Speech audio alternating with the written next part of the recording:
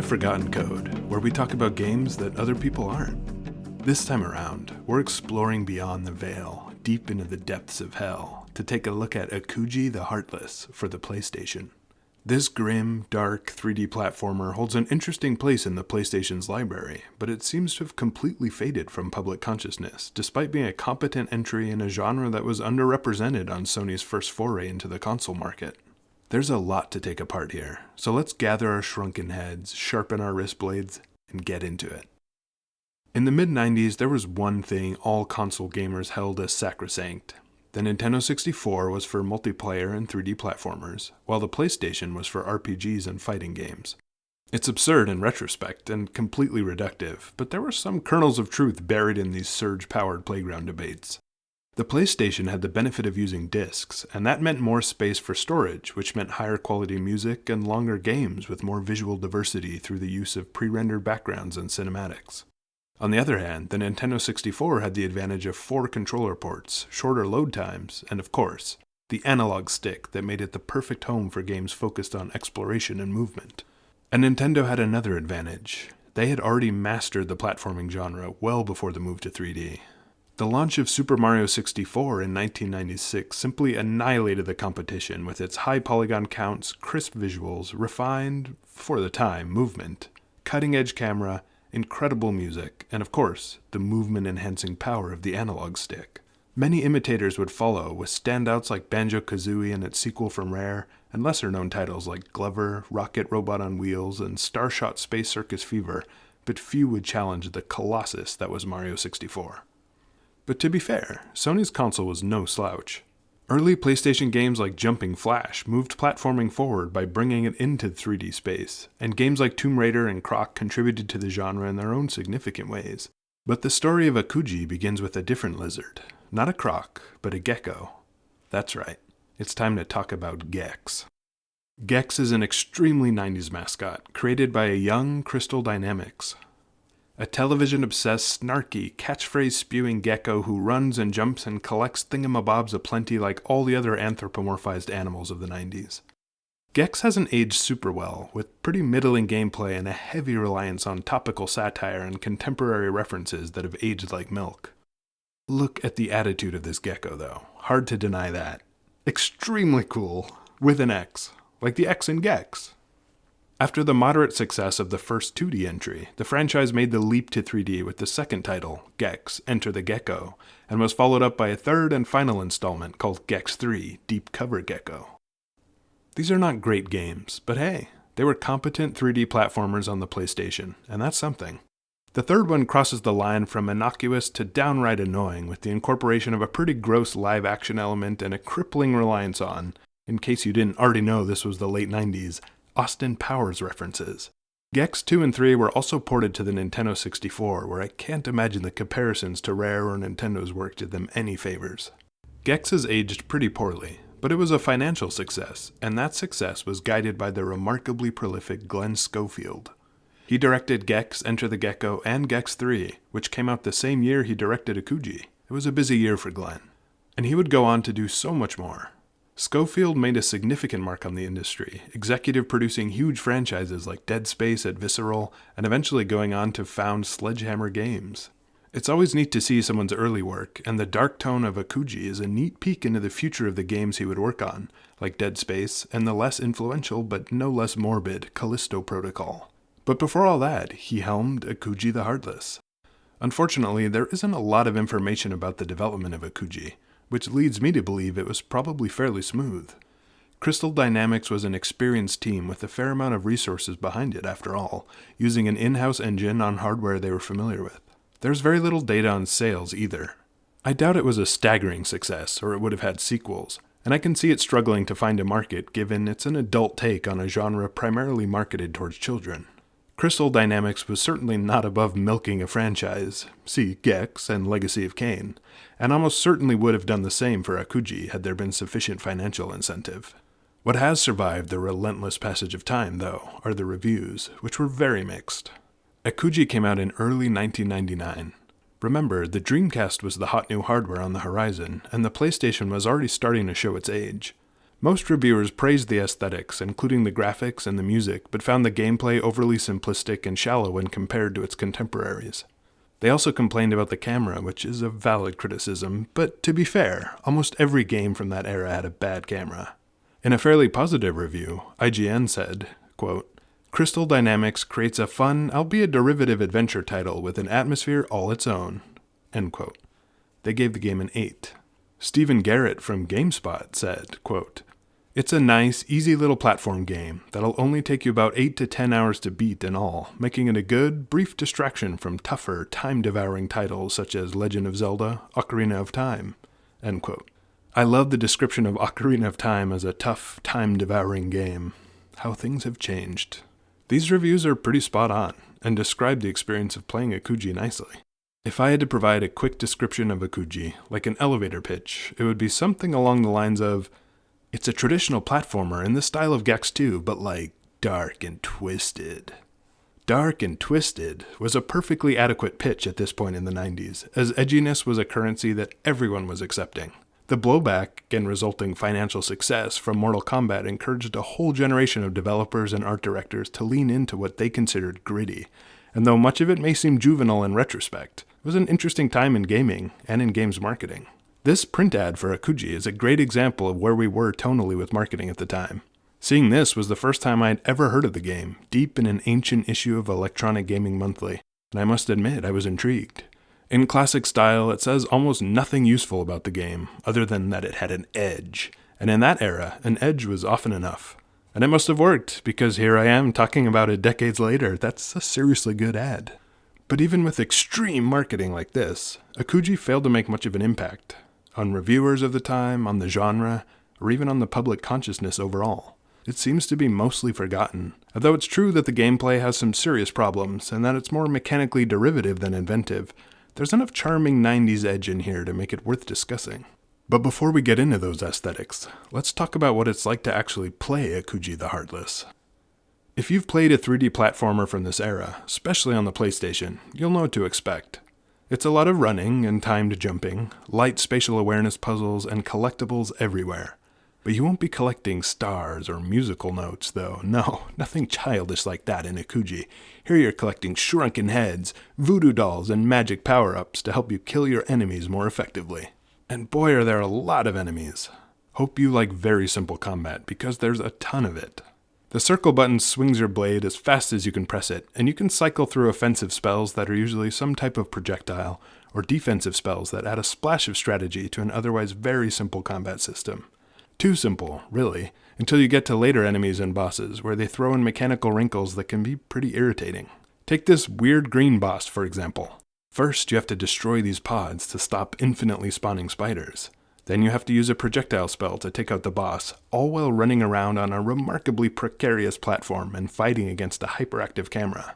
The final boss is even worse. Though the arena is cool, between the teleporting, incredibly iffy hitboxes, lack of feedback when hits do land, and the fact you have to strike moving targets to get the spells you need to win, this is a profoundly annoying fight.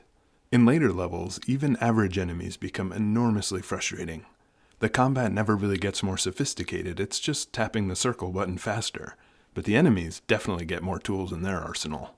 The hitboxes become almost impossible to read, especially when the camera is swinging around like a drunk chicken, and the lack of hit feedback becomes a real problem. By the end, poor Akuji is flailing wildly, unable to tell if the enemy is dodging his strikes or is just a supernatural tank. Is late-game combat challenging? Yeah. Is it a compelling challenge? Sure isn't. It's a shame, really, because clearly combat was a prioritization as a way to set it apart from the more family-friendly competition. Perhaps this could have been mitigated with some sort of weapon upgrade system, maybe the ability to utilize stronger weapons or longer reach, some way of providing new ways to overcome the jittering, tanky enemies of later areas, other than just mashing the circle button faster. Outside of combat, though, movement options are surprisingly robust. Akuji has a heaviness that I got used to pretty quickly, and though there are many problems with perspective and spatial consistency, due in no small part to the hardware's famous texture warping, I was impressed by the amount of moves he can execute. There's first-person aiming, a Dark Souls-style dodge, aerial attacks, and some more surprises that I wasn't expecting. All this allows you to navigate the light platforming challenges and the few simple puzzles the game occasionally puts in your path. Most of them are pretty basic, Zelda-like, flip this switch here, shoot a projectile up there, bring this object to this object, etc. There's some fun twists thrown in from time to time though, such as this area where the platforms only appear in the mirror. Having fun with Akuji is really dependent on your ability to properly manipulate the camera. It's rough by modern standards, but mapping camera movement to L1 and R1 with a centering option works just fine in the absence of the second analog stick we've come to rely on. It gets stuck and freaks out from time to time, but so did the camera in all 3D games of this era.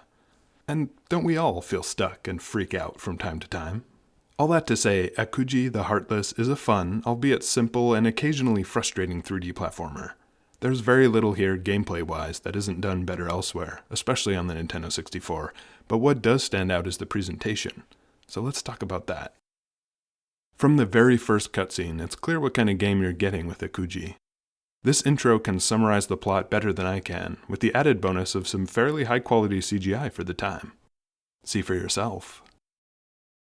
From my childhood, I'd been told that only the strong survive.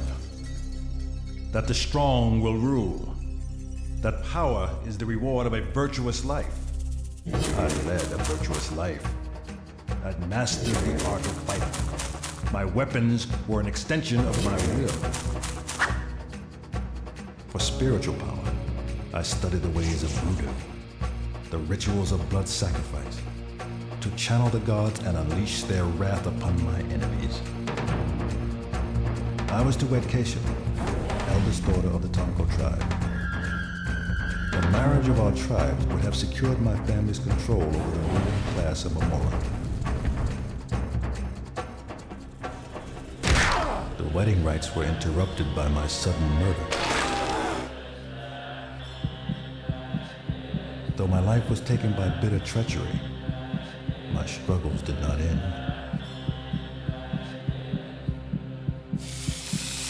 Sometimes death is just the beginning.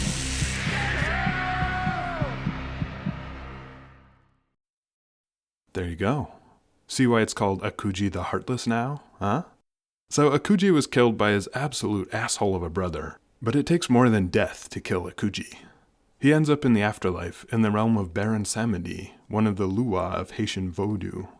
He has an intriguing look. His stylish outfit and shark-like teeth are nicely emblematic of the Todd McFarlane era of character design. The Baron makes Akuji an offer: run and jump his way through hell to kill his ancestors, and he'll be resurrected in time to stop the massacre on his wedding day. Here's some more context from Akuji's fiancée.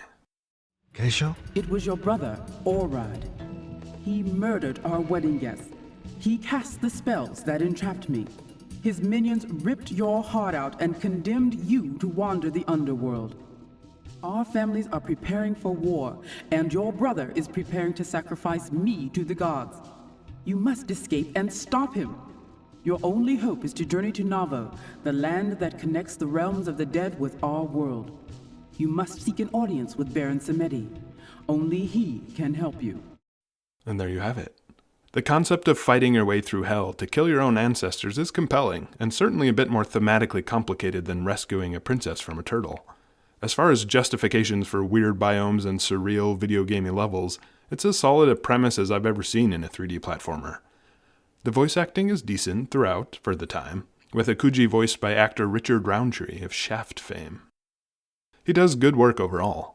One of my favorite reads is whenever you pick up a spell, he says the name of the spell out loud, but he doesn't exactly sound very excited about it. Soul Seeker. As you move through the levels, unlocking new areas in the connecting hub, you're occasionally treated to additional FMV sequences, all of them charmingly dark. After all that build-up though, and after the aforementioned final battle against the Baron, the ending is surprisingly abrupt and disappointing. With the emphasis on story throughout Akuji, you'd think there'd be a little more than what we got here. The Baron is defeated, the two lovers are reunited, and then that's it? Might seem unfair to hold a 3D platformer to high narrative standards. After all, the ending of any Mario game isn't much of anything. But Akuji puts story front and center in a way most of its competitors did not. Maybe they didn't think anyone would finish it. Again, it's important to recognize we're grading on a curve here, but as far as 3D platformers go, this is a fun story, and though the grim dark edginess might be off-putting to some, I found it a charming reminder of simpler times, when being thematically dark was shorthand for being complicated and deep. I'm glad our expectations have evolved, but it's fun to look back, even if only to see how far we've come. Music is also an important part of establishing tone, of course, and the sound design of Akuji is a significant departure from the traditional fun, bouncy melodies of most 3D platformers. For reference, here's a touch of music from Gex 2: Enter the Gecko.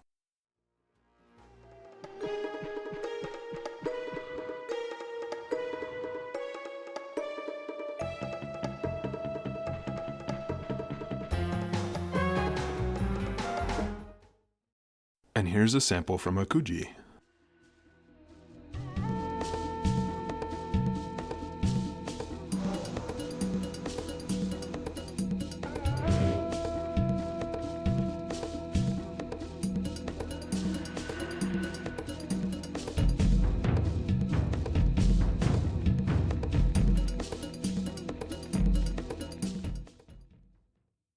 There are some decent ambient pieces with neat drum loops. There's also a lot of very bad mixing and weird sounds, but the game does have a unique sonic identity, and it was a bold step away from what was expected from the genre.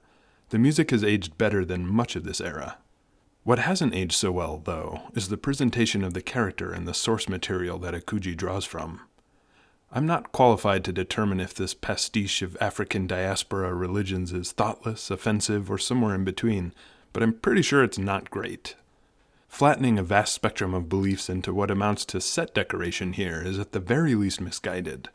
Having a black lead is a refreshing change, especially for the time, and having him be voiced by a well-known African-American actor is also a plus. But presenting him as a shirtless, violent warrior hell-bent on revenge with a soundtrack of tribal drum beats? Maybe not so much.